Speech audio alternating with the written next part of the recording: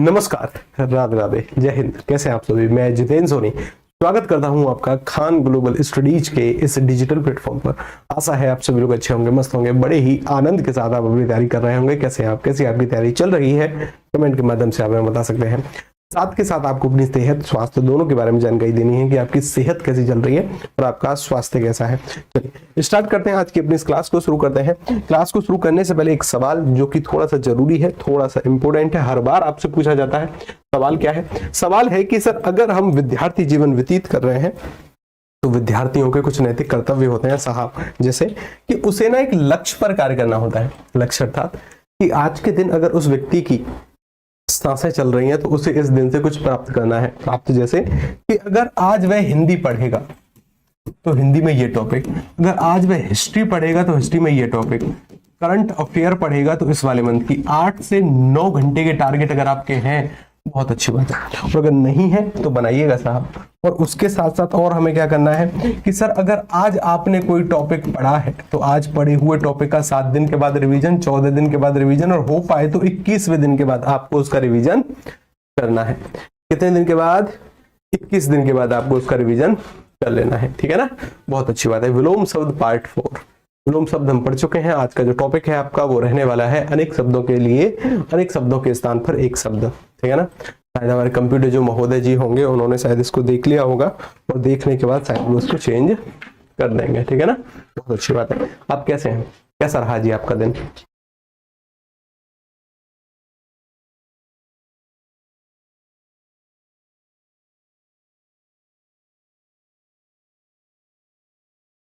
चलिए आप मुझे सुन पा रहे हैं? आप मुझे देख पा रहे हैं? देखो मैं ये रहा, मैं ये रहा। क्या मुझे देख पा रहे हो आप सभी लोग? सुन पा रहे हो ना मुझको? देख पा रहे हो? देखो मैं ये रहा। राधे राधे जी, राधे राधे। कैसे हैं आप सभी लोग? आप सभी लोग ठीक है? स्वस्थ हैं आप? आपका त्योहार जो आपका त्योहार रहा रक्षाबंधन, कैसा रहा? क्या कुछ किया आपने रक्षाबंधन वाले दिन? इसके बारे में जानकारी दीजिए कि कहाँ घूमने गए।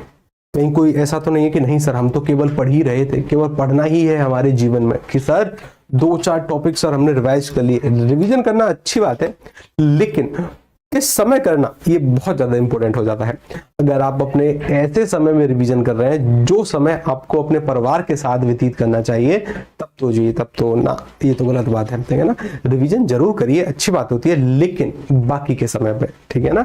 अच्छा, जैसे आज हो गया, कल हो गया, आगे 15 अगस्त वाली छुट्टी आएंगी, 15 अगस्त के त्योहार को मनाने के बाद थोड़ा बहुत रिवीजन भी, ठीक है ना। लेकिन ऐसा समय जहां पर सामान्यतः घर परिवार के सभी सदस्य इकट्ठा हुए हैं, माता बहनें कहीं बाहर से आई हैं राखी बांधने, बुआ जी आई हैं, सारे के सारे भाई इकट्ठे हुए हैं घर पर, तो उस समय समानता परिवार के साथ समय हमें व्यतीत करना चाहिए, ठीक है ना। और परिवार के साथ समय व्यतीत करने को मैं इस तरीके से मानता हूं कि वो सबसे अच्छा समय होता है, ठीक है ना। ध्यान रखिएगा, भले ही सभी लोग चुप हैं तो रहने दो, आप ही थोड़े बहुत जो माहौल है उसको हास्यात्मक या फिर थोड़ा बहुत लाइट ऐसा करने का प्रयास कर सकते हैं। उस समय दिखावा नहीं करना कि देखो भाई हम तो बस पढ़ेंगे, केवल हम तो पढ़ते ही रहेंगे, कुछ नहीं, कोई दिखावा नहीं। सर ये आवाज में खिचकिच हो रही है, आवाज में खिचकिच हो रही है, किस किस को आवाज में खिचकिच हो रही है भाई बताओ जरा, क्या वास्तव में आवाज में खिचकिच है? सही है आवाज? ठीक है, तो फिर मैं एक बार फिर से देखूं।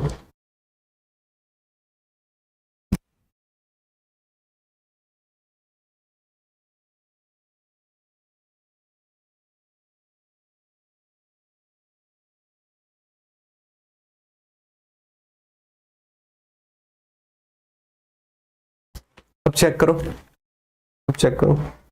वो है ना एक विक्स की गोली, लो खिचखिच दूर करो। तो बस वही विक्स की गोली हमने इस माइक को दे दी है। बस इसको थोड़ी बहुत सांसें, मतलब थोड़ी वो फूंक मारी। ये टेक्नोलॉजी भारतीय टेक्नोलॉजी है। अगर कोई भी जो आपका यांत्रिक उपकरण है वो चल नहीं रहा है, या तो उसको पीट कर या उसको ऐसे ही फूंक मार कर, ये टेक्नोलॉजी भारत से बाहर नहीं जानी चाहिए, ठीक है ना। अब बिल्कुल ठीक हो गया होगा सब कुछ। हाँ, ये टेक्नोलॉजी है साहब।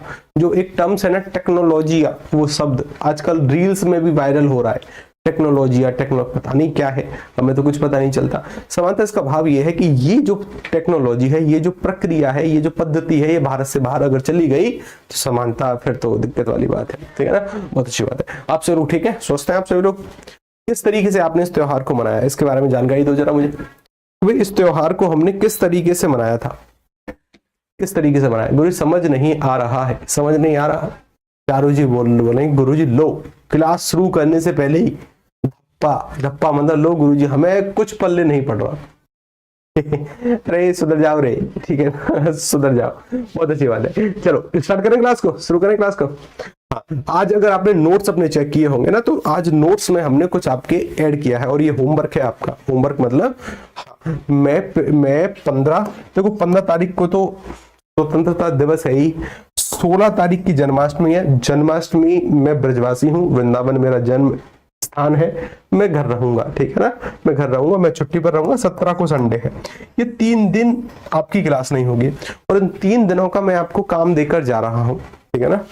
3 दिनों का मैं आपको काम देकर जा रहा हूँ। काम क्या है अभी नहीं, आज तो 11 ही तारीख है, कल 12, फिर 13, फिर 14 को भी आपकी क्लास होगी। 15 को स्वतंत्रता दिवस, 16 को जन्माष्टमी, 17 को संडे है और 3 दिन हम जाएंगे भाई साहब कहीं लंबा। अच्छा, आप में से कौन है जो कि उदयपुर के आसपास का है? उदयपुर उदयपुर घूमने का प्लान है, ठीक है ना। अगर कोई मिलना चाहता है तो जरूर मिल सकता है, स्वागत है जी आपका। अगर आज आप अपने नोट्स सेक्शन में आएंगे ना, तो नोट्स सेक्शन में आने के बाद आपको कुछ ऐसे कुछ पर्यायवाची दिखाई देंगे। देखो ये है जी पर्यायवाची, और मेरा यकीन मानना अगर आपने इन पर्यायवाची को पढ़ा है, मैं कहीं पर स्टाम्प पर नोट कर दूं, हालांकि ऐसा कहना गलत बात है कि मैं स्टाम्प की बात कर रहा हूं, लेकिन फिर भी ये फाइल हमारे द्वारा बनी हुई है और हमारे द्वारा बनी हुई है 99.99% आपको पर्यायवाची इससे बाहर नहीं देखने को मिलेंगे आपकी परीक्षा में। चाहे आप आरओ में बैठो, मतलब आरओ तो अभी हो ही चुकी है, चाहे आप आरओ में बैठो, चाहे आप किसी भी परीक्षा में बैठो, यहां से बाहर नहीं। मोस्ट इंपोर्टेंट पर्यायवाचियों की ये श्रृंखला है, सीरीज है, फाइल है, जिसको हमें लगभग पढ़ना है। जैसे कि सर अगर मैं यहां पर बातचीत करूं, ये आपके जस्ट अ मिनट, जैसे कन्या है, क्रूर है, इत्यादि इत्यादि, ये आपको गोली की स्पीड से पढ़नी है। जैसे मैं इसको थोड़ा सा छोटा करता हूं, थोड़ा सा छोटा किया मैंने, थोड़ा सा और छोटा किया। ये आपके पहले दिन का टारगेट है। कहाँ गया अभी डे 1? ये आपके पहले दिन का टारगेट है। अरे भाई साहब ये ना, ये शायद दूसरी, अच्छा आगे से ये जो फाइल आएगी ना आपके पास, यहाँ पर ना आपका डे 1 लिखा होगा। ये डे 1 की फाइल है, मतलब इसमें 7 पेज है, ये 7 पेज की है। मैं यहाँ पर लिखने का प्रयास कर रहा हूँ। ये आपके पहले दिन वाली फाइल है, जो कि आपको पहले दिन पढ़नी है। ये पहले दिन का नंबर है, ठीक है ना, ये पहले दिन का नंबर है। इसके साथ अगर हम यहाँ पर आए, सर ये दूसरा पेज है जी, इसका दूसरा पेज है, ये आपको दूसरे दिन पढ़नी है। ये पेज आपको दूसरे दिन पढ़ना है। दूसरे दिन के बाद अगर यहाँ पर अगर आप आओगे ना, यहाँ पर ये जो पेज है आपको ये तीसरे दिन पढ़ना है। कितने दिन? तीसरे दिन।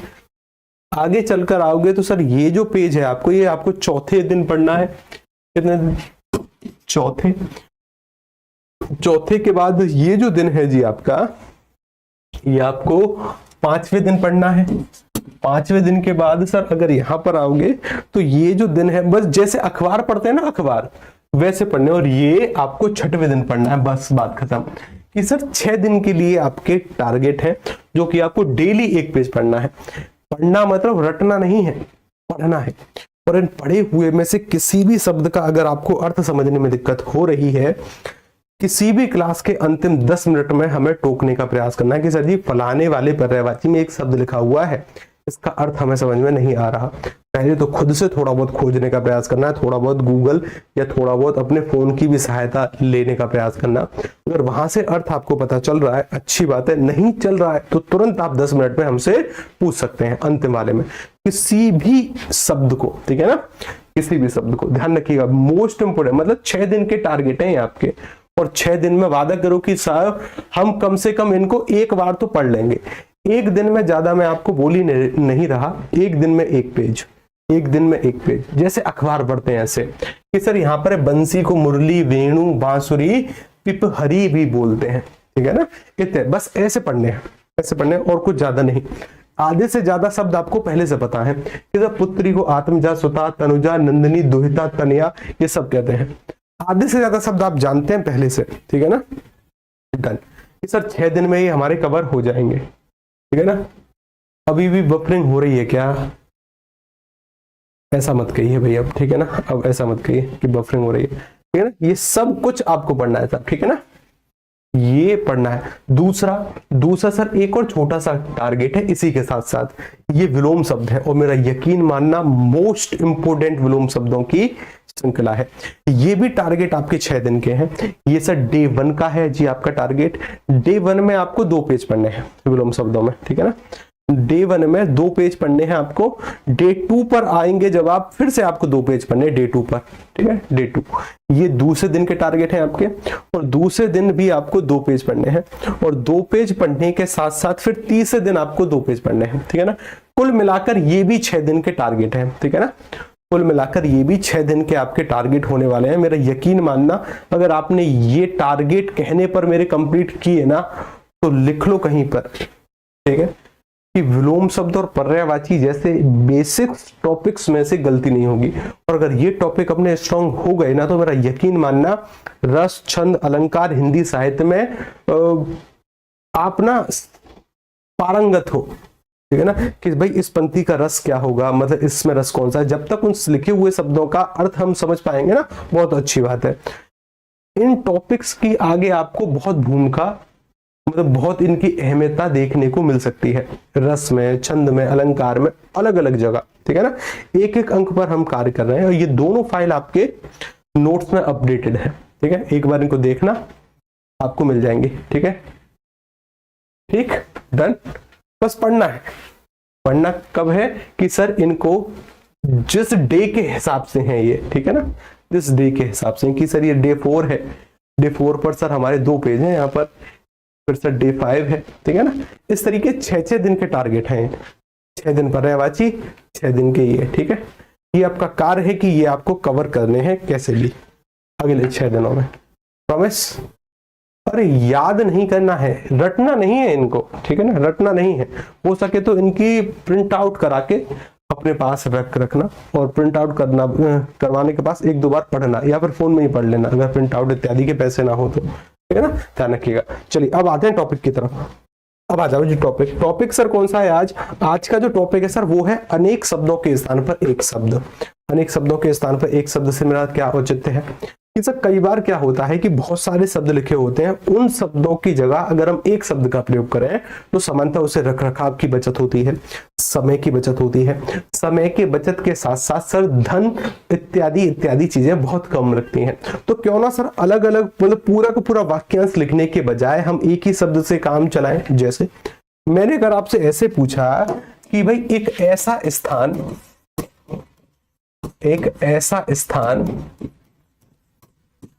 स्थान जहां खाना मुफ्त मिलता हो, खाना मुफ्त मिलता हो, बताओ उस स्थान को क्या कहते हैं। एक ऐसा स्थान जहां पर खाना मुफ्त मिलता है, बिल्कुल फ्री ही मिलता है, क्या कहते हैं भाई उसको, क्या कहते हैं उसको,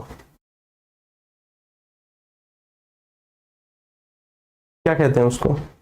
यदि अभी पीडीएफ नहीं आई है, पीडीएफ नहीं आया है, कोई दिक्कत वाली बात नहीं है, हमने टेक्निकल टीम को भेज दिए हैं। हो सकता है क्लास के बाद, हो सकता है कि अभी 5 मिनट के बाद ये पीडीएफ आपके एप्लीकेशन पर शो हो जाएगी, मतलब आपके नोट्स वाले सेक्शन में तो हो जाएगी, ठीक है ना, परेशान मत होना, आ जाएगी, ठीक है ना, परेशान मत होना, आ जाएगी। अच्छी बात है कि एक ऐसा स्थान जहां पर खाना मुफ्त मिलता हो, तो सर उसे क्या कहते हैं। ये आरओ का सवाल है, यूपी आरओ ने इसको पूछा और शायद एमपीएसआई ने इसको पूछा है। उस स्थान को कहते हैं सर सदा व्रत। उस स्थान को क्या बोलते हैं, सदा व्रत उस स्थान को बोलते हैं। कुछ लोग उसको सदा व्रत भी बोलते हैं, ठीक है ना, मूल रूप से तो सदा व्रत ही शब्द है, सदा व्रत बोलते हैं। लंगर वंगर भंडारा कुछ नहीं बोलते हैं उसको, ठीक है ना, लंगर वंगर भंडारा कुछ, हाँ भंडारे पर भी मुफ्त खाना मिलता है लेकिन रेगुलर नहीं, ठीक है ना। एक ऐसा स्थान जहां पर नियमित तरीके से खाना मुफ्त मिलता हो, आप जाओ खाना खाकर चले आओ, ठीक है ना, आप जाओ खाना खाकर चले आओ, तो सर उसे हम क्या कहते हैं, उसे कहते हैं सदाव्रत। क्या कहते हैं, सदाव्रत। या फिर मैंने कहा एक ऐसी महिला, मैंने आपसे एक सवाल पूछा कि किसी अविवाहित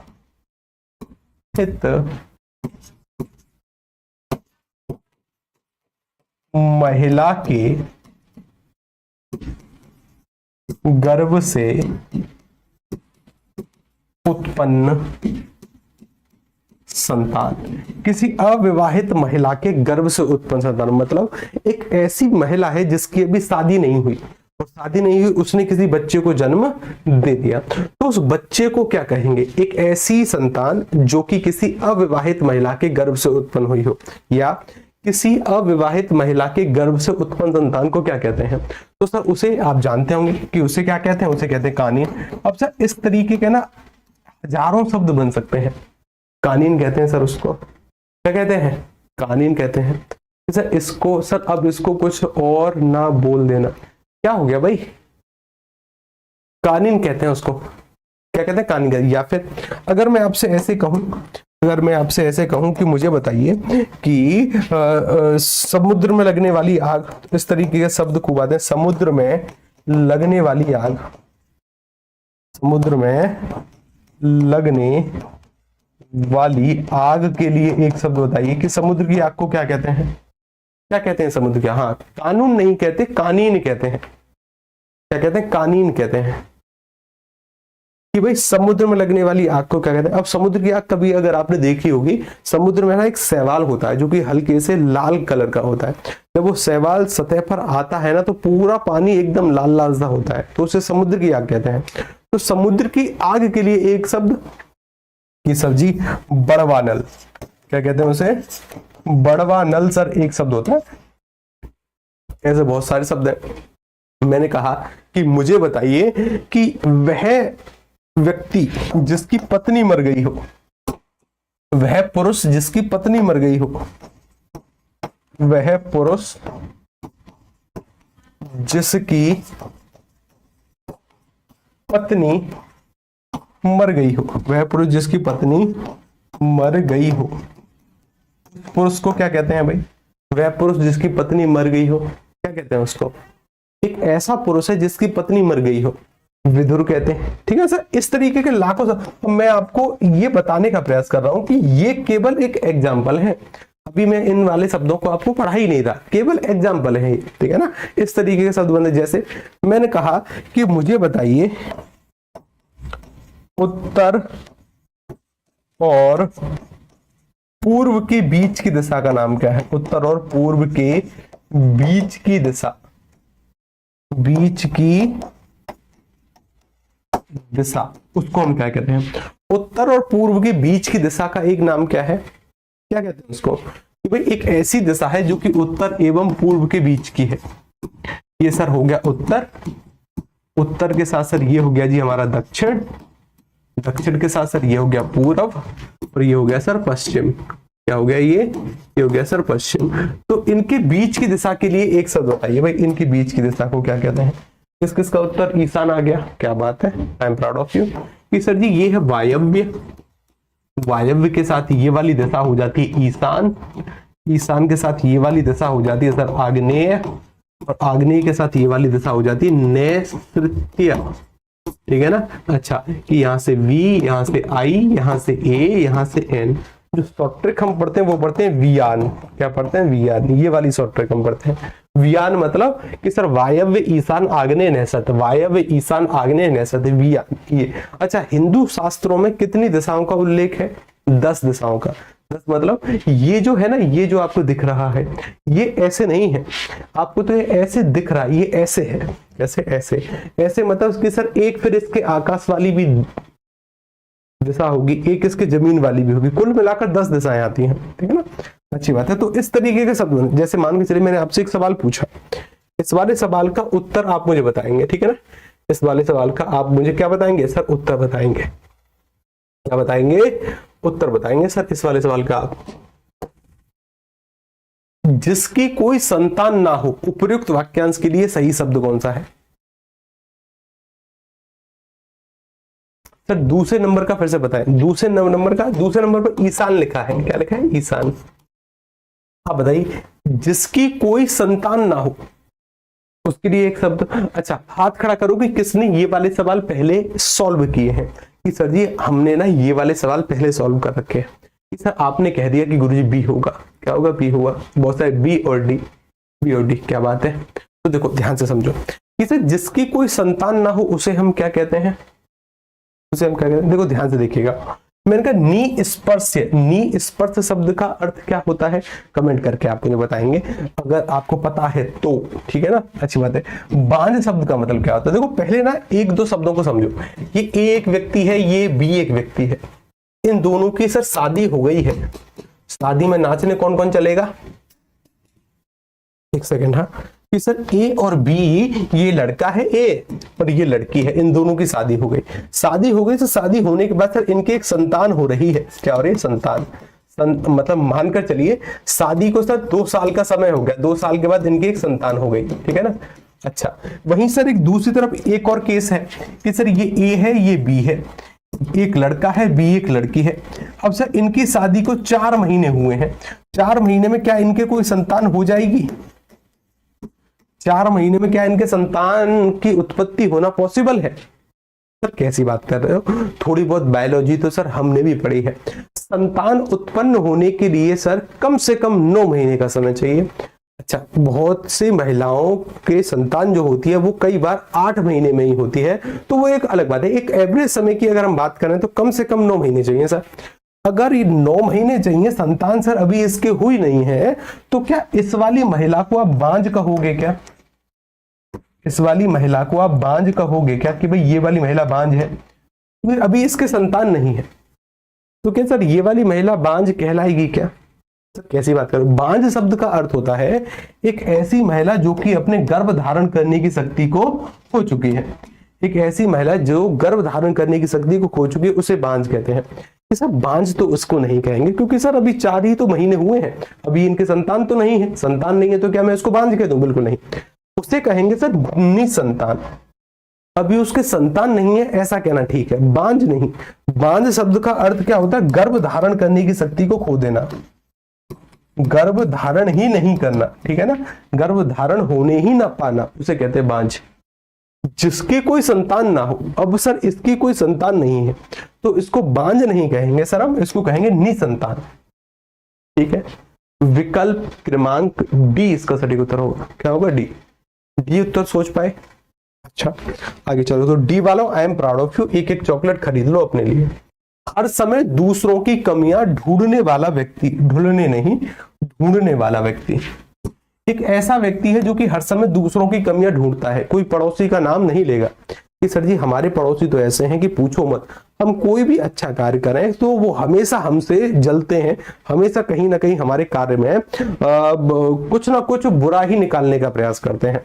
समानता सभी पड़ोसी ऐसे होते हैं, सब लोग चाहते हैं कि आप आगे बढ़े लेकिन कोई नहीं चाहता कि आप उनसे आगे बढ़े। जैसे आप उनसे आगे चलने का प्रयास करते हैं ना, तो चाहे नाते रिश्तेदार हो चाहे पड़ोसी हो, सभी आपके चेहरे पर तो तारीफ करेंगे ही करेंगे, लेकिन मन ही मन में ये हमसे आगे निकल कैसे गया। एक ऐसा व्यक्ति जो हर समय दूसरों की कमियां ढूंढता है, सर उसको आलोचक कह दूं क्या, बिल्कुल नहीं भाई। आलोचक क्यों, आलोचक क्यों कहेंगे उसको कहते हैं छिंद्रानवेशी। विकल्प क्रमांक ए इसका सटीक उत्तर होगा। डी वालों गई भैंस पानी में, बिल्कुल गई। यानी इससे पता चल रहा है कि देखो हम हिंदी में कहां पर अभी स्टैंड कर रहे हैं। देखो ध्यान से समझो, आलोचक का मतलब क्या होता है। मैंने, जैसे ये कोई व्यक्ति है, इसने कोई कार्य कर दिया, क्या कर दिया, कोई कार्य किया है, क्या क्या कार्य, और इस बी वाले व्यक्ति ने इसकी आलोचना कर दी, क्या कर दी, इसकी आलोचना। आलोचना सर अच्छी और बुरी दोनों हो सकती है, अच्छी और बुरी। मानकर चलिए इस व्यक्ति ने आलोचना करी, इसकी वजह से सर वो आलोचना समाज के लिए सही थी, मतलब इसने कोई गलत कार्य किया, इसने इसकी आलोचना करी, वो आलोचना समाज के लिए सही थी। आलोचना अच्छी और बुरी दोनों हो सकती है। आपने अगर आप तैयारी कर रहे हैं, तैयारी करते समय अगर हमें कोई कमी लगी तो हमने आपकी आलोचना कर दी, हमने आपकी, तो वो आलोचना सही है। कुछ आलोचनाएं सर समानता खराब भी होती हैं लेकिन सही भी होती हैं। लेकिन हर समय दूसरों की कमियां ढूंढने वाला व्यक्ति, हर समय सोते जागते उठते बैठते हर समय दूसरों की कमियां, ये जो छिंद्रानवेशी है ना, ये हमेशा सर बुरी आदत के तहत आता है। अच्छी इसमें कुछ नहीं, अच्छी तो कोई बात ही नहीं होती सर इसमें। चाहे आपने कितना भी अच्छा, कितना भी सकारात्मक कार्य किया हो, उसमें भी वो कहीं ना कुछ कमी तो निकाल कर ले ही आएगा। और वो कमी कैसी, जो कि उसके व्यक्तिगत स्तर की होंगी, कि तुमने अगर हमारे लिए ऐसा किया होता ना तो समानता कुछ बात और ही होती। फिर वहां पर समाज का हित नहीं होता, वहां पर उस व्यक्ति का हित होता है, ठीक है ना। तो इस वाले व्यक्ति को क्या कहते हैं, छिंद्रान्वेषी कहते हैं। विकल्प क्रमांक ए,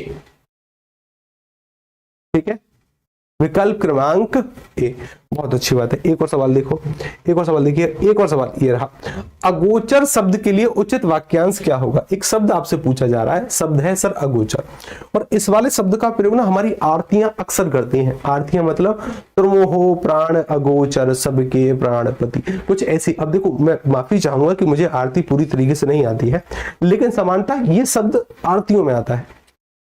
टेंशन हो रही है सिलेबस देखकर, अरे सिलेबस देखकर टेंशन कैसी बात कर रहे हो, सिलेबस को लेकर टेंशन होनी ही नहीं चाहिए। मेरा यकीन मानना, इस पूरे ब्रह्मांड में सबसे सरल अगर कोई एसआई बनने का तरीका है तो वो है यूपीएसआई। उत्तर प्रदेश स्टेट को छोड़कर पूरे भारत की किसी भी स्टेट को ले लो, सब में उत्तर प्रदेश से ज्यादा कठिन सिलेबस है, सभी में। इस पूरे ब्रह्मांड का, इस पूरे पृथ्वी लोक का सबसे अच्छा तरीका या सबसे सरल स्टेट जहां से आप ऐसा ही बन सकते हैं, उत्तर प्रदेश।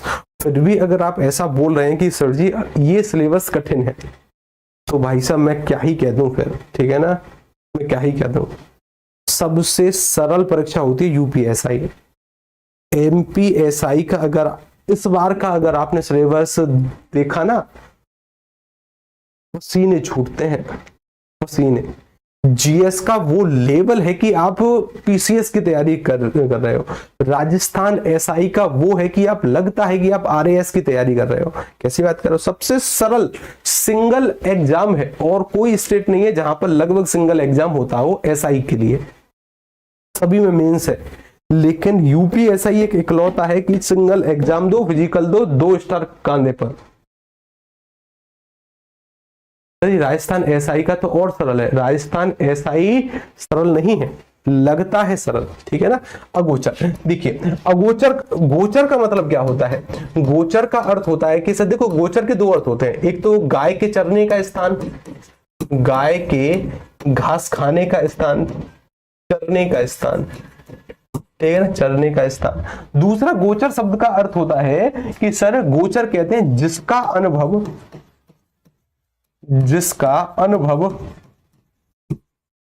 इंद्रियां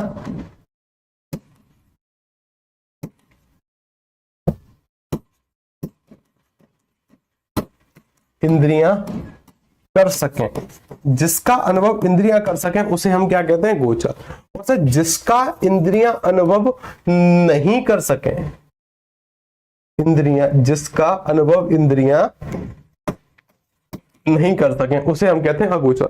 अगोचर शब्द जो होता है ना, जो कि इंद्रियों से परे की बात हो, जो जिस पर इंद्रियों का अधिकार ना हो, मूल रूप से अगोचर कहते हैं भगवान को, ठीक है ना, कि भगवान को इंद्रियां वश में कर नहीं सकती, ठीक है।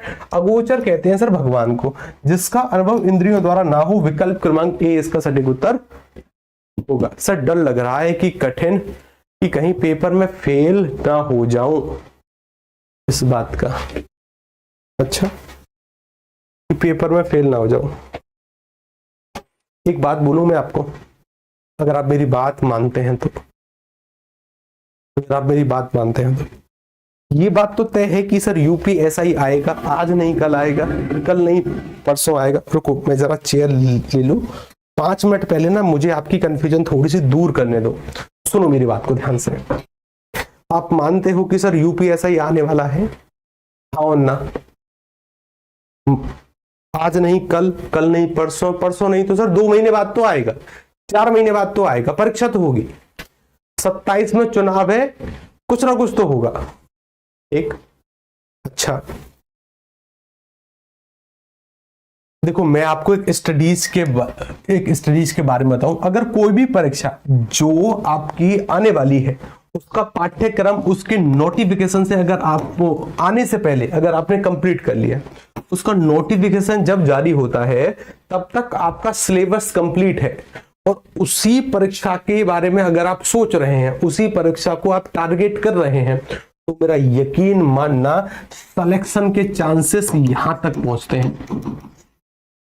भले ही उसमें 400 सीट आए या फिर भले ही उसमें 5000 सीट आए अप्रोक्स, आपके सिलेक्शन के चांसेस यहां तक पहुंचते हैं। मूल रूप से इसका मतलब यह है कि ज्यादातर लोग ना तैयारी कंटिन्यू करते ही नहीं। आप अभी ना अपने आस पड़ोस वालों के नाम ध्यान में रखो, आज से 100 दिन के बाद आपको इतने नाम चैट बॉक्स में दिखेंगे ही नहीं। सत्य बात है। मैंने लगभग ना सामान्यतः अभी तक जो बैचों की संख्या पढ़ाई होगी वो लगभग 200 से अधिक होगी, 200 से अधिक बैचेस, ठीक है ना। उनमें हमें पता है कि जो जोश हमें पहले दूसरे दिन देखने को मिलता है वो अंत तक नहीं मिलता। हम इस बात से खूब परिचित हैं। लोग फिर बहाने बनाने लगते हैं कि अरे भाई हम तो रिकॉर्डेड क्लास कर लेंगे, अरे हम तो दुगनी स्पीड पर लगाकर क्लास को कर लेंगे, अरे हम तो नोट्स पढ़ लेंगे, अरे हम तो क्लास के नोट्स को डाउनलोड कर लेंगे। अलग अलग तरीके के बहाने आते हैं। मेरा यकीन मानना सतत तरीके से प्रयास करते रहिए और वो सतत प्रयास आपको यहां तक पहुंचा देगा। जब भी ये वैकेंसी आएगी ना, तब आप हमें याद करेंगे कि हाँ एक सही समय पर गाइड किया, छोड़ना नहीं है, ठीक है ना। किसी महानुभाव ने कहा है कि अपनी मंजिल की तरफ ना जितना तेजी से हो सके उतनी तेजी से दौड़ो। दौड़ नहीं सकते किसी मंजिल की तरफ तेजी से दौड़ नहीं सकते तो कम से कम चलो उसकी तरफ, और चल भी नहीं सकते तो रेंगो उसकी तरफ, ठीक है ना। रेंगो, रुकना नहीं है, ठीक है ना, रुकना। अगर जिस दिन अगर आप रुक गए ना तो समझो कि गई भैंस पानी में। तो रुकना नहीं है, सतत प्रयास। सतत प्रयास मतलब एक तरीके से मूल रूप से प्रयास। जिस समय वैकेंसी आएगी ना, मेरा यकीन मानना उस समय से तो लाखों लोग प्रैक्टिस करेंगे, लाखों लोग तैयारी करेंगे। लाखों मतलब कि समानता इसमें अप्रोक्स 30 लाख के आसपास बच्चे बैठते हैं। 30 लाख यूपीएसआई में अप्रोक्स, ठीक है ना। 30 लाख में से मैं अगर मानूं कि 20 लाख भी अगर परीक्षा देने वाले हैं तो 20 के 20 लाख बच्चे समानता पढ़ेंगे। समानता कोई कहीं से बैच लेगा, कोई कहीं से, कोई कहीं से, कोई कहीं से, ठीक है ना। सब पढ़ेंगे, सब पढ़ेंगे। वो पढ़ेंगे कब? जब ये नोटिफिकेशन जारी होगी। आपका नोटिफिकेशन जारी होने से पहले पाठ्यक्रम कवर होगा, सिलेबस कवर होगा, उस समय से तो आप मॉक टेस्ट पर प्रैक्टिस करेंगे। जमीन आसमान का अंतर है, लेकिन ये केवल तब संभव हो सकता है जब आप सतत प्रयास करते रहें। इस भ्रम को दिमाग से निकालो कि वैकेंसी कब आएगी। ऐसी वीडियो देखना ही बंद करो कि सर जी कि फलाने अधिकारी का बयान आया है कि सर अब तो वैकेंसी आ ही गई। सिलेबस में ये चीज, हाँ सिलेबस से संबंधित जानकारी है तो वो देखना बनता है कि भाई सिलेबस में क्या कुछ चेंज हुआ है। लेकिन जब सिलेबस सेम है, परीक्षा होनी ही है, वैकेंसी आनी ही है, तो क्यों ना उसके सिलेबस को पहले कंप्लीट करें, ठीक है ना। मेरा तो यही मत है। अगर आप कुछ मानते हैं तो चुपचाप से ऐसी वीडियो देखना बंद करो कि सर पोस्ट का कलर, कि वर्दी का कलर क्या होगा, कि सर हाथ में पिस्टन आएगी कि कंधे पर बंदूक आएगी, कि सर बॉर्डर स्कीम है कि नहीं है, छुट्टी कितनी मिलती है, सैलरी कितनी मिलती है, स्टाइपेंड है कि फुल सैलरी आएगी, ट्रेनिंग की अवधि क्या है। अरे ये सब चीज छोड़ो, वो सब बात का काम है। पहले अभी के लिए जो पहली सीढ़ी है ना वो है पाठ्यक्रम, सिलेबस कवर करिए। और जिस भी विद्यार्थी का सिलेबस कवर है ना, वो कभी ऐसे बोल ही नहीं सकता कि गुरुजी डर लग रहा है। क्यों? उसका कॉन्फिडेंस अलग ही स्तर पर होता है। हर एक चीज उसको पाठ्यक्रम में पूछे जाने वाली पता है, प्लस में अब वो रिवीजन कर रहा है, बस अलग से कॉन्फिडेंस आता है। पहला कार्य सिलेबस कंप्लीट करना है, पहला कार्य सिलेबस कंप्लीट करना है। जो आधिकारिक दिया गया सिलेबस है, सिलेबस उड़ाइए। भाई मेरी बात सुनिए, पहले सिलेबस पूरा करूं या फिर साथ में मॉक लगाऊं, दोनों कार्य करिए। एक देखो, सप्ताह में अगर आप एक मॉक लगा रहे हो तो बहुत अच्छी बात है। सप्ताह में अगर आप एक मॉक लगा रहे हो तो अच्छी बात है, अच्छी बात है, ठीक है ना। सप्ताह में एक मॉक लगाओ, संडे को या सैटरडे को, किसी भी दिन, ठीक है ना। और जो जो क्वेश्चन गलत हुए उन टॉपिक को फिर अपना टारगेट में लिखो, पूरा करिए, ठीक है ना। एक संयुक्त स्वर ध्यय भी होता है, कुछ नहीं होता ध्यय कि सर जी आरओ की वैकेंसी आने वाली है। अरे भाई साहब वो जाने दो कि आएगी कि नहीं आएगी, पहले आप अपनी तैयारी पर फोकस करिए भाई साहब, ठीक है ना। ARO की वैकेंसी आएगी तब आएगी। ये वैसे पंचवर्षीय योजना के तहत आती हैं। पंचवर्षीय मतलब समानता जल्दी हर एक साल नहीं आती हैं, ठीक है ना, ध्यान रखिएगा। एक अब किसी का कोई भी सवाल नहीं कि सर जी कि सर जी डर है, ये अच्छी बात है डरना, ठीक है ना, थोड़ा बहुत डरा भी करिए, ठीक है ना, पहले सिलेबस कंप्लीट करें। अच्छा, आप में से ऐसा कौन सा विद्यार्थी है जिसका लगभग 40% के आसपास सिलेबस कंप्लीट है? लगभग 40% के आसपास की सर जी लगभग 40% के आसपास हमारा सिलेबस कंप्लीट है। हाँ, अप्रोक्स 40 या 50% के आसपास लगभग सिलेबस कंप्लीट है, ठीक है ना। अगर है तो उसको प्रयास करिए 60 और 70% पर लेकर आने की। अपने पाठ्यक्रम को ना उसका एक प्रिंट आउट लो, अपने इसके अब अपने जहां पर भी आप बैठते हो, जहां पर भी आप सोते हो, उसके सामने उसको चिपका दो और एक एक जैसे जैसे ही बिंदु कंप्लीट होते चले आए टिक उसके सामने लगाते चले जाओ, जब तक आपको आपका सिलेबस पता नहीं है। अच्छा, ऐसे कितने लोग हैं जिनको अपना सिलेबस ही नहीं पता? सिलेबस ही नहीं पता कि सर सिलेबस में क्या क्या है, पता है कि बस तैयारी हम कर रहे हैं। अगर आपको अपना सिलेबस नहीं पता है या कुछ सिलेबस याद नहीं है तो मेरा यकीन मानना हम एक गलत रास्ते पर हैं। सबसे पहले सिलेबस को दिमाग में छापो कि सर ये है हमारा पाठ्यक्रम, ये है सर हमारा सिलेबस, और उस सिलेबस के अकॉर्डिंग चलो। सबसे बड़ी गलती क्या होती है कि हम भीड़ के साथ चलते हैं, जैसे भीड़ चल रही है वैसे ही हमने पढ़ लिया, क्या फायदा उसका? नहीं, सिलेबस के एक एक बिंदु को उठाओ कि भाई वहां पर राष्ट्रीय आंदोलन लिखा हुआ है और राष्ट्रीय आंदोलन से संबंधित जितने भी फैक्ट हो सकते हैं सभी को निकालो, सर्च करो, पढ़ो कि भाई ये राष्ट्रीय आंदोलन के फैक्ट हैं। वहां पर लिखा हुआ है कि सर मैं हिंदी के वर्णमाला से सवाल पूछूंगा, तो हिंदी के वर्णमाला से जो प्रीवियस ईयर में सवाल आए हैं उनका एक डेटाबेस तैयार करो और उस पर प्रैक्टिस करो। डेटाबेस मतलब बहुत सारी बुक्स आती हैं जो कि सेग्रेटेड होती हैं। सेग्रेटेड मतलब कि जहां पर हिंदी मतलब यूपीएसआई के वर्णमाला के सवाल ये रहे, हम भी आपको क्वेश्चन प्रोवाइड कराने का प्रयास करते हैं, ठीक है ना, ध्यान रखिएगा। तो सबसे पहला कार्य क्या होगा? Syllabus complete. जीएस पूरा है, रीजनिंग पूरा है, हिंदी में लगभग 80% तैयार है, तो भाई से इसको ना और करिए, ठीक है ना। मेरा यकीन मानो कि लोग प्रैक्टिस कर रहे हैं एसआई के लिए, वो मेहनत कर रहे हैं जी जान से, और वो सामान्यतः ऐसे सवाल पूछते ही नहीं। मैं बहुत सारे ऐसे ऑफलाइन स्टूडेंट को जानता हूं, क्योंकि शाम को ना मैं भी लाइब्रेरी पहुंचता हूं। यहां से जाने के बाद मैं 7 बजे तक होता हूं लाइब्रेरी। 7 से 12 बजे तक मेरा काम है कि मुझे कुछ भी पढ़ना है, कुछ भी मतलब कि चाहे तो कोई नोबल हो, कोई आध्यात्मिक किताब हो, कुछ भी हो, बस मुझे पढ़ने का शौक है 4-5 घंटे। तो मैं 7 बजे से लेकर 12 बजे तक होता हूँ लाइब्रेरी। 12 बजे मैं खाना खाने का प्रयास करता हूँ, फिर 12 बजे मैं 12 साढ़े 12 तक मैं सोता हूँ, ठीक है ना। बस ये मेरा दिनचर्या है आजकल की। तो वहां पर लाइब्रेरी में मुझे बहुत सारे ऐसे व्यक्ति मिलते हैं जो कि यूपीएसआई की तैयारी कर रहे हैं। मेरा यकीन मानना वो इतने सतत तरीके से लगे हुए हैं कि मैं आपको क्या ही बोलूं। क्या ही तो आप उनसे आईपीसी की कोई भी धारा पूछ लो, चाहे कोई भी अनुच्छेद पूछो, हिंदी में कोई एग्जाम्पल उनसे पूछो, कोई सवाल पूछो, लगे पड़े हैं। वो जानते हैं इस पोस्ट की पावर क्या है, वो जानते हैं कि इस 4200 ग्रेड पे का मतलब क्या है, वो जानते हैं ये 2 स्टार उन्हें समाज में कितनी वैल्यू दिलवा सकते हैं।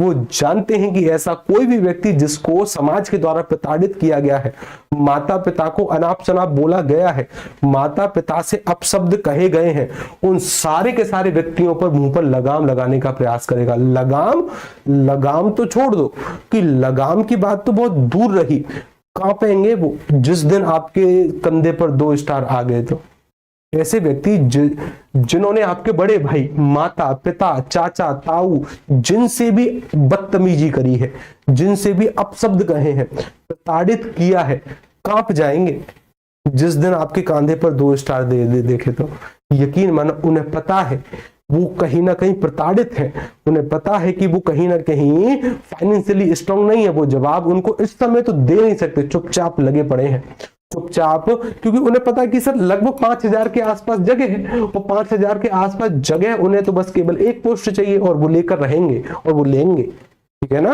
वो लेंगे, क्योंकि वो मेहनत कर रहे हैं। मेहनत को आप किसी भी और चीज से आंख ही नहीं सकते साहब। मेरा यकीन मानना वो अब से मॉक टेस्ट पर प्रैक्टिस कर रहे हैं, वो अब से प्रीवियस ईयर को सॉल्व कर रहे हैं। सिलेबस कंप्लीट है, सिलेबस कंप्लीट। उनसे मैंने एक सवाल पूछा, कभी कभी तो उनसे मोटिवेशन हमें मिलती है। मैंने उनसे एक सवाल पूछा कि भाई ऐसा क्या है कि अगर मानकर चलो कि आपके एग्जाम होने में 1 साल का समय लगा, आपके एग्जाम होने में 1 साल का समय लगा, तो कि सर भले ही 1 साल का समय लगे, भले ही 1.5 साल का लगे, देना मुझे यूपीएसआई ही है, निकालना तो यही है, निकालना तो यही है।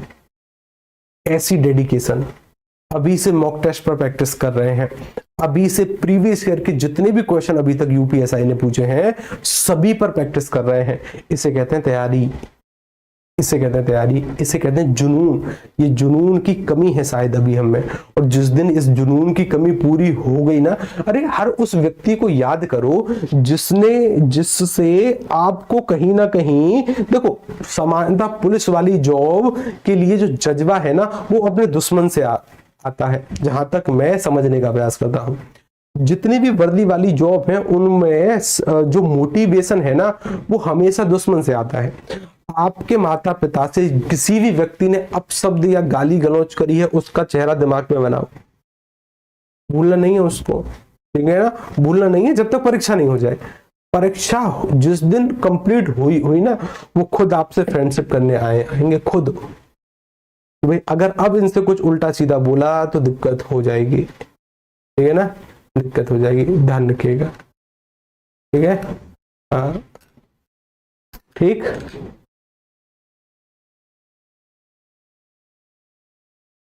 ठीक है ना, डन, बस अब चलो जी, चलो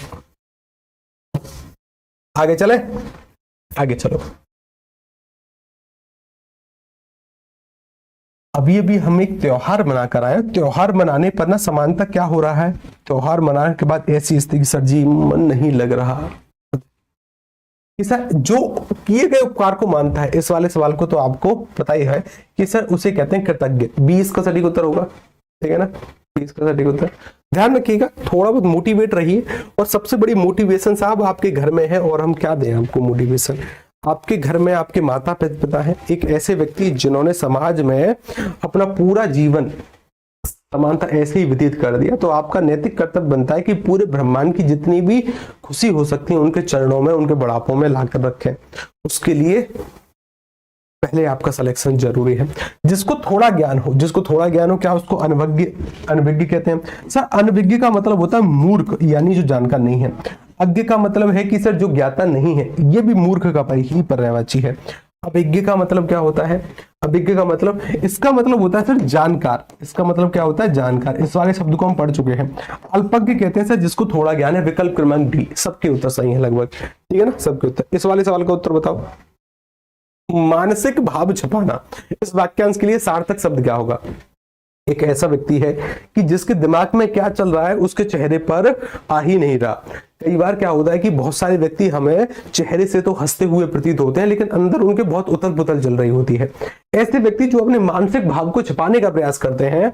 अच्छा, मानसिक भाव को छिपाना, ये प्रक्रिया क्या कहलाती है? क्या ये असूया, क्या ये अमर्ष, अविद्या की अक्षधूर्त, क्या कहते हैं इसको? कि सर इस वाली प्रक्रिया को ना तो असूया कहते हैं, अमर्ष एक प्रकार का काव्य दोष है, अविद्या कहते हैं इसको। ध्यान रखिएगा, मानसिक भाव को छुपाने की कला अविद्या कहलाती है। क्या कहलाती है? मानसिक भाव को छुपाने की कला अविद्या कहलाती है। यहां भले ही गलत कर लो लेकिन आगे गलत नहीं। एक और सवाल देखिए, ये रहा, घूमने फिरने वाला साधु। एक ऐसा साधु है जो कि आज अगर वृंदावन में है तो कल अयोध्या में होगा, कल अगर अयोध्या में है तो सब पैदल पैदल कहीं ना किसी भी माध्यम से वह हरिद्वार आएगा। मतलब एक ऐसा साधु है जिसके शाम को निवास करने की एक कुटिया नहीं है, कि भाई शाम को वह अपनी कुटिया पर आ जाए और वहां पर अपना जीवन यापन करे। ऐसा कोई साधु नहीं, ठीक है ना, समानता। एक ऐसा साधु जिसका कोई निज स्थान ना हो, निज वास ना हो, वो घूमते फिरते ही अपना जीवन व्यतीत करता, घूमते फिरते ही अपने प्राणों को त्यागने का भी प्रयास करता है। ऐसे साधु को हम क्या कहते हैं? ऐसे साधु को सर योगी कहते हैं। क्या सर? योगी कहते हैं योग करने वाले साधु को। क्या कहते हैं? जो कि समानता योग में लिप्त रहता हो। तपस्वी सर तपस्या करने वाले को श्रमण कहते हैं, कि सर जो सुनने के योग्य हो, सर उसे कहते हैं समानता परिव्राजक। क्या कहते हैं? एक ऐसा साधु जो कि घूमते फिरते हुए अपना पूरा जीवन व्यतीत करता है, परिव्राजक कहलाता है। क्या कहलाता है? परिव्राजक। फिर से सुनो, परिव्राजक। आगे बढ़ो, एक और सवाल का मुझे उत्तर बताओ, दक्षिण और पश्चिम के बीच की दिशा का नाम क्या होगा? क्या सवाल है कि सर ऐसे सवालों को ना समांतर इस वाले डायग्राम से सॉल्व करना है कि सर ये है नॉर्थ, ये है सर साउथ, ये है ईस्ट, ये है वेस्ट, कि सर इनके बीच की जो दिशाएं हैं ना उनको सर याद रखने के लिए हमने एक शॉर्ट ट्रिक याद करी थी, वियान। क्या याद करी थी? वियान। और ये जो वियान है ना ये सर समानता एक सटीक शॉर्ट ट्रिक है याद रखने की, ठीक है ना, वियान। जैसे दक्षिण और पश्चिम, कि सर देखो दक्षिण तो ये है, पश्चिम ये है, बीच की दिशा को हम क्या कहते हैं? नैऋत्य। क्या कहते हैं? नैऋत्य। विकल्प क्रमांक सी इसका सटीक उत्तर होगा। क्या होगा? कि भाई अगर आपसे पूछा जा रहा है कि दक्षिण और पश्चिम के बीच की दिशा का नाम क्या है? नैऋत्य। अगर मैं कहूं कि दक्षिण पूरब के बीच की दिशा का नाम क्या है? ईशान। सॉरी, उत्तर पूरब के बीच की दिशा का नाम क्या है? ईशान। उत्तर पश्चिम के बीच की दिशा का नाम वायव्य। दक्षिण पूरब के बीच की दिशा का नाम है आग्नेय। क्या नाम है? आग्नेय। तो सर अगर हमसे नैऋत्य कहा गया है, बिल्कुल सटीक उत्तर है। ठीक, एक और सवाल देखो, मैंने अगर आपसे ऐसा पूछा जिसने मृत्यु को जीत लिया हो, एक ऐसा व्यक्ति जिसने मृत्यु पर विजय प्राप्त कर ली है, अच्छा क्या मैं उसको मृत्युंजय कह दूं, देवता कह दूं, तपस्वी कह दूं, साधक भी कह दूं? हालांकि देवताओं ने भी मृत्यु पर विजय प्राप्त करी है, लेकिन सटीक शब्दों का सटीक शब्दों में ही उत्तर करना होता है। मृत्यु पर विजय प्राप्त करने वाले को मृत्युंजय कहते हैं। यहाँ पर केवल देवता ही नहीं, हर वो व्यक्ति आ जाएगा जिसने मृत्यु पर विजय प्राप्त कर रखी है। विकल्प क्रमांक एक और सवाल देखो, ये रहा। मैंने अगर आपसे ऐसा पूछा जो साथ में पड़ा हो, एक ऐसा व्यक्ति है जो आपके साथ पड़ा है, क्या कहोगे उसको? साथ में पड़ा हुआ, साथी कह दूंगा क्या मैं उसको? क्या मैं उसको मित्र कह दूंगा, सहभागी के सहपाठी? सर साथ में पढ़ने वाला था कि सर ये सभी के सभी जो चारों के चारों शब्द है ना ये मित्र के पर्यायवाची हैं कि सर मित्र को साथी भी कहते हैं, मित्र भी कहते हैं, सहभागी सहपाठी भी, लेकिन साथ में पढ़ने वाले को तो सर सहपाठी बोलते हैं। साथ में पढ़ने वाला, डी इसका उत्तर होगा।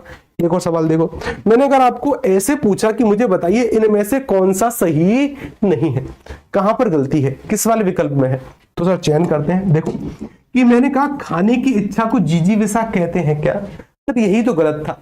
जिजीविषा कहते हैं सर जीवन जीने की इच्छा को, जीवन जीने की इच्छा, जीवन जीने की इच्छा, उसे हम क्या कहते हैं? उसे हम कहते हैं सर जिजीविषा, कि भाई मुझे और जिंदा रहना है और लंबे समय तक जिंदा मुझे रहना है।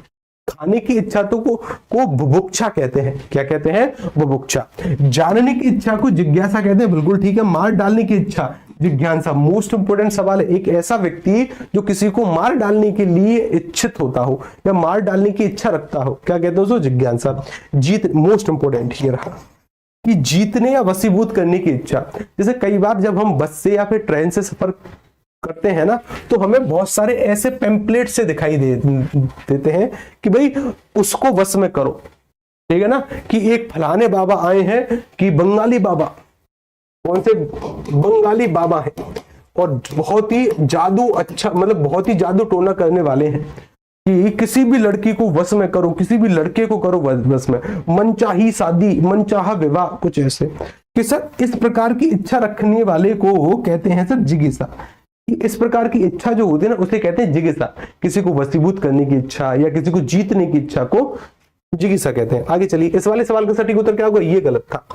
एक और सवाल, सर हम समानता देखते हैं ऐसे ही पेम्पलेट कहां पर? बसों में, ट्रेनों में। ज्यादातर बसों में मिलते हैं, ट्रेनों में भी मिलते हैं, ऐसा नहीं कि ट्रेनों में नहीं मिलते हैं, वो मिलते हैं ऐसे पेम्पलेट।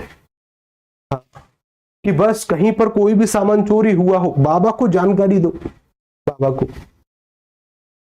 मनचाहा प्यार मात्र एक सप्ताह में। हाँ बिल्कुल ऐसे ही होते हैं वैसे जी, ऐसे ही पेम्पलेट से बने हुए होते हैं। मैंने तो एक दो बार कॉल भी किया है, टेस्ट करें इनका, उन्हें कुछ नहीं आता, कुछ भी नहीं आता, बस वो ऐसे ही पैसा ऐंठने की एक मशीन की तरह कार्य कर रहे हैं।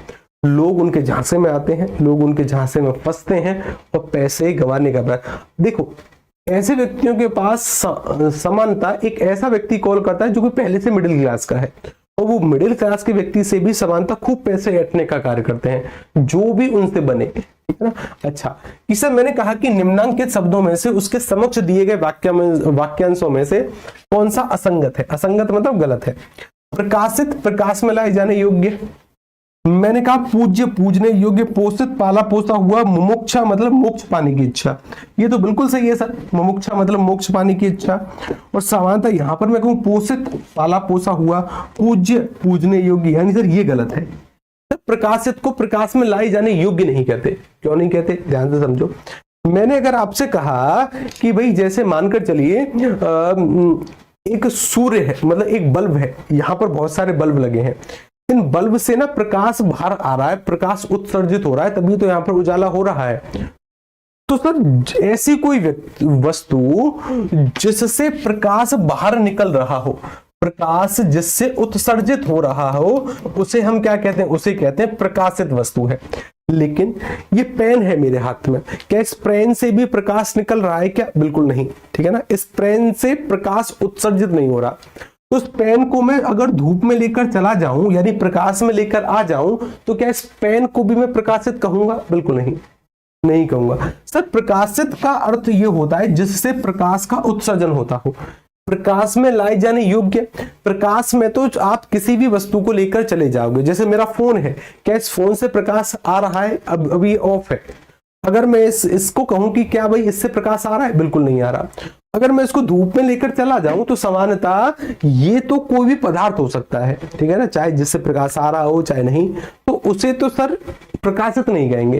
प्रकाशित का मतलब होगा प्रकाश में मतलब प्रकाश जिससे बाहर आ रहा हो, ठीक है ना, यानी यही गलत है, प्रकाश का उत्सर्जन करने वाला पदार्थ। एक और सवाल, पर्वत के नीचे की तलहटी, ये कोई पर्वत है सर, ठीक है ना, ये कोई पर्वत है सर। देखो क्या पर्वत है, यहां पर सर एक झोपड़ी है।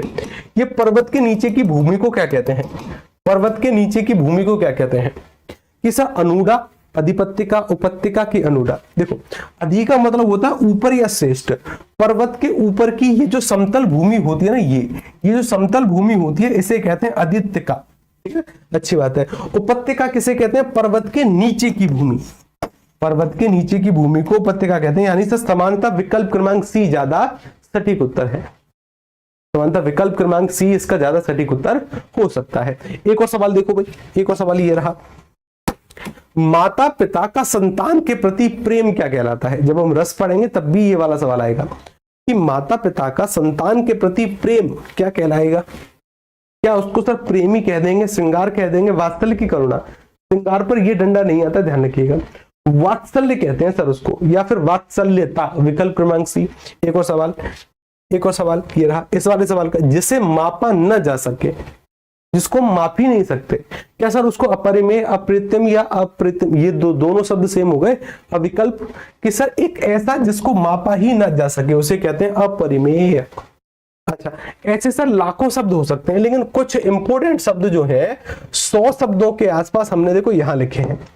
मैंने अगर आपसे कहा कि भाई कुबेर की नगरी को क्या कहते हैं? अलकापुरी। मतलब दोपहर के बाद के समय को अपराह्न, पर्वत के ऊपर की समभूमि को अधिपत्यका कहते हैं। जो जांग या परीक्षा, जो जांच या परीक्षा बहुत कठिन हो उसे कहते हैं अग्नि परीक्षा। जिसे ईश्वर या वेद में विश्वास ना हो नास्तिक कहते हैं। ऐसे लगभग 100 शब्दों का संग्रह है जो कि आपको पढ़ना है। क्या पढ़ना है? थोड़ा बहुत घर से देखने का प्रयास करना है। कि रनिवास में कीड़े कड़े पर्दे में रहने वाली स्त्री उसे कहते हैं असूर्य स्पर्शा, जिसने कभी सूर्य ही नहीं देखा हो, ठीक है ना, मतलब वो जो बहुत घने पहरे में रहती है। ये 100 शब्द हैं जिनको एक बार हमें पढ़ने का प्रयास करना है, ठीक है ना, अच्छी बात है। अब कोई डाउट है तो फिर से पूछ लो, ठीक है ना। और समानता ऐसे सवालों को पूछना बंद करो कि गुरुजी अब नहीं, अब मेरे बस की ही बात नहीं, ऐसे सवालों को समानता करो पूछना बंद, ठीक है ना। आप मोटिवेट हो साहब, आप अपने घर की तरफ देखो कि क्या आपको इस समय जॉब चाहिए कि आप फालतू बातों में लगे हुए हो। समानता ना आप अपने घर के भविष्य हो, और भविष्य ना समानता ऐसे बहकता नहीं है, ठीक है ना। अगर आप बहक रहे हो तो समानता आप घर की जिम्मेदारियों से भाग रहे हो। आपका जन्म संघर्ष करने के लिए हुआ है, जीवन का नाम ही संघर्ष है, हर प्रत्येक व्यक्ति का जीवन संघर्षहीन है, ठीक है ना। तो समानता संघर्ष करते रहिए, इसी का नाम जीवन है, और लड़ते रहिए समस्याओं से। समस्या सभी के पास आती है, और बहुत अच्छा है कि आपके पास थोड़ी बहुत समस्याएं हैं, ठीक है ना। विद्यार्थी का पहला गुण है समस्या। चलिए फिर मिलते हैं कल, तब तक के लिए नमस्कार।